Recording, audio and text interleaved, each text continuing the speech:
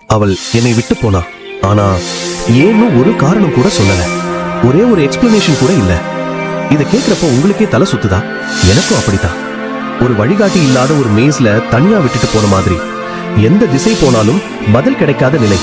நான் எங்க தவறுனேன்? நான் என்ன செய்யல? எது காரணம்?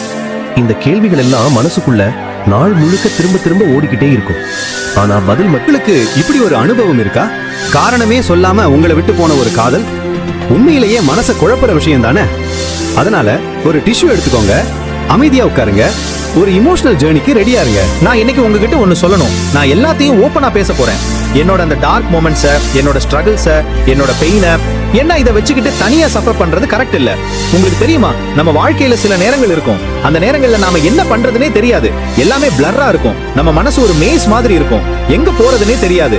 ஒவ்வொரு குழப்பமான நொடிக்கும், ஒவ்வொரு கண்ணீருக்கும், ஒவ்வொரு பதில் இல்லாத கேள்விக்கும் நாம ஃபேஸ் பண்ணணும். அந்த மொமெண்ட்ஸ்ல நாம நம்மளையே கேட்டுக்குவோம், ஏன் இப்படி நடக்குது?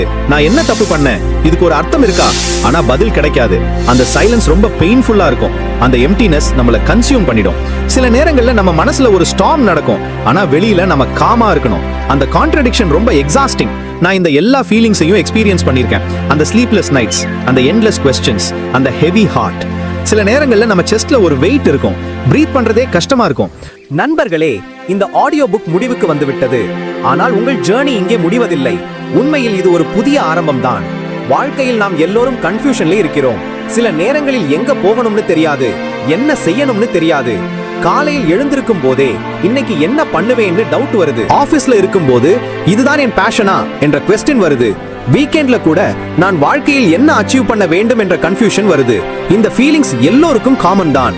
நீங்கள் தனியா இல்லை. உலகத்தில் கோடிக்கணக்கான பீப்புள் இதே ஃபீலிங்ல தான் இருக்காங்க.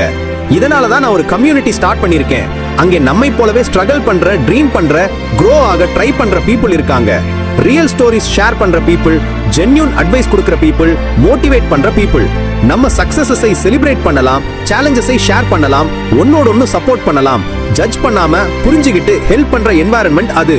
டெய்லி இப்படி ஒரு குழப்பத்தை நீங்களும் ஃபீல் பண்ணியிருந்தால் லைக் பண்ணுங்க, ஹார்ட் சப்ஸ்கிரைப் பண்ணி இந்த கம்யூனிட்டியோட பகுதியாக இருங்க. வாழ்க்கையோட ஹைஸ் அண்ட் லோஸை நாம சேர்ந்து ஃபேஸ் பண்ணலாம்.